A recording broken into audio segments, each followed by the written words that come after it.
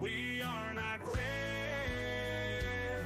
But before you leave, you will perceive the lore will be unlocked.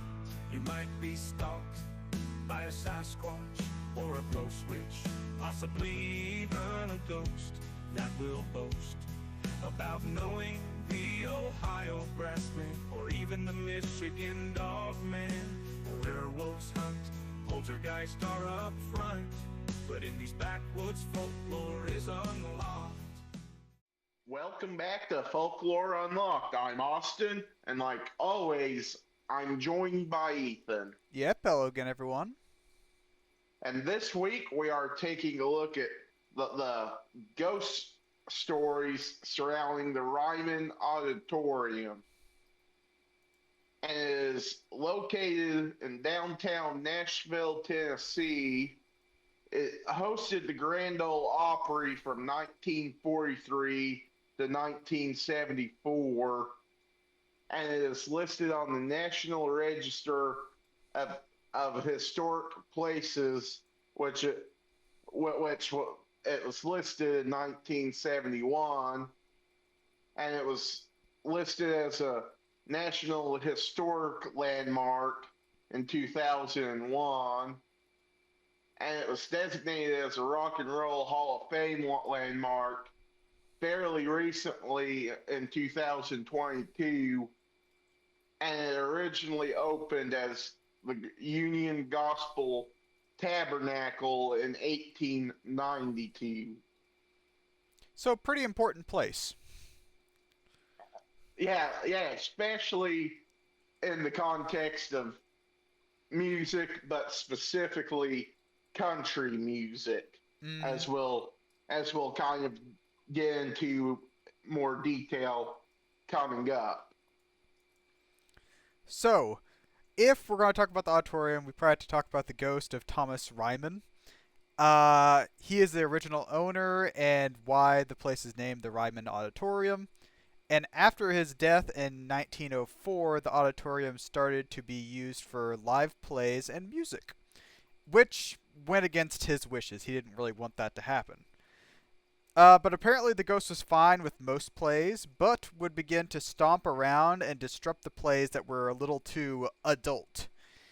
And key sightings and experiences was during the Carmen, which tells the story of a gypsy temptress. So a little adult. Yeah, so apparently, from my research, it was used. The Ryman was originally used as kind of a church or that sort of thing, and yeah, if you start doing something to a building that the former owner who's passed on doesn't like, that's kind of like Ghost 101 of how to start a haunt. Don't mess with ghosts. Exactly. And there's the Opry curse. And the rumors started circulating that the Ryman was cursed during its run as the home of the Grand Ole Opry, and 37 artists who had performed at the Opry during its run as the home had died from overdoses, car accidents, fires, or murder. And these include Hank Williams Sr., Patsy Cline, and Stringbean Aikman, among others. And the Opry curse is still believed to be ongoing due to the fact that a portion of the stage was moved to the current home of the Opry as part of the center stage, where the main acts do like their some of their sets. It might have been in their best interest just to leave the stage and not take anything from the old place. Especially with the alleged curse. So, one of the other ghosts or hauntings that have been there is the Gray Man, which was believed to be a Confederate soldier who visited the auditorium during the post Civil War period. And witnesses report seeing him on the balcony watching artists rehearse, and disappears once anyone gets too close. So, again, no true identity of who this supposed Confederate soldier is, just that he is a Confederate soldier. Just kind of an interesting, kind of an interesting non ghost that's not really connected as an artist or the founder. Yeah, and it's not really like a scary thing at all because it's just like, oh, he just watches. I guess he just likes watching plays or artists or whatever. Exactly, and now we're on to the sighting of the lady who's believed to be Patsy Cline, who died in a plane crash, and who, like we mentioned earlier, is a rumored victim of the Opry curse. And the lady has been heard singing by witnesses, and usually heard late at night while closing. And we've got a picture of one of Patsy Cline's album covers here with her on it. Then we have Hank Williams Sr., another rumored victim of the Opry curse, died mixing alcohol and painkillers in 1953, and like the lady, his voice has also been heard at the Opry. And songs have also been heard without explanation. And then we also have a picture here of him. And in pop culture, there's a Mark Wills song called "Phantom of the Opry," and it's not necessarily about only the Ryman, but it's just about the Grand Ole Opry in general. And there's a line that says that goes something like the ghost of from the Ryman days. So it is briefly mentioned directly in that song. So you're telling me he knows something we don't? Possibly, but it kind of does surround like the ghost of the I'm gonna say the Ryman, but since it mentions like Hank Senior and Lefty and some of these older artists who would have performed at the Ryman Auditorium as part of the Grand Ole Opry. And on to our thoughts, I personally think that it's reportedly haunted due to the fact that it's tied to famous people who have died tragically, like Patsy Cline and Hank Williams Sr. And I think that their residual energy or spirits or ghosts might be behind the Ryman, just because that's where the Grand Ole Opry was being hosted during their lifetime, so they're just kind of connected to it because of that.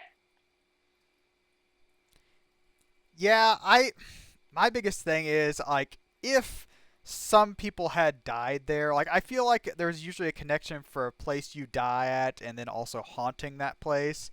And since there were 37 people that were technically connected to the curse or whatever, but none of them actually died at the Opry. They died doing other things outside of there. And plus, there are plenty of other people that have performed at the Opry that didn't die in these cases. So I just don't think it's actually haunted. I don't really know what's going on there, but But you don't. There's reports that not every ghost necessarily haunts the place that like it died, like it's human body died, but like just where like a important part of their life was at. true, true. And that's why I think it's possibly haunted. That the Ryman was just like a big part of their career. That as part of the Grand Ole Opry, that they just felt deeply connected to it because of that. I was gonna say, I think my biggest thing is I can't really find very many stories on hauntings from there. Usually you see a lot of stories and you're like, oh, that kind of sounds cool, but like this one, it's just like, oh, the Gray Man. Yeah, I was just in, as you know, Ethan, I was in Nashville last weekend. uh, So, did you go to so the Ryman? no, I just went to the the Titans football game in Nashville, but that's kind of the reason I felt like doing something surrounding Nashville, and the I just saw that the Ryman was reportedly haunted. I'm like, well, I like country music, and just kind of ran with it. There you go.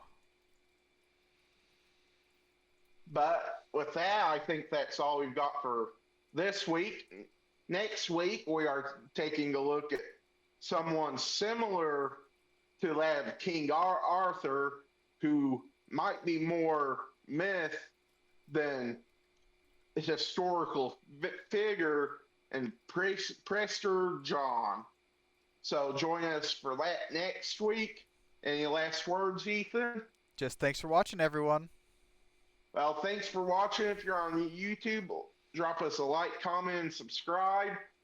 Drop us a comment and follow on Spotify, and we'll see you next week. You might wake up beside Spearfinger with an extended visit from Jack the Ripper. But if you're lucky, it'll be an angel on that range hill of Louisiana. You might meet Mary Laveau or the Rougarou. At Folklore Unlocked, Austin and Ethan concoct their theory of the eerie and unexplained around the world, sometimes even the underworld.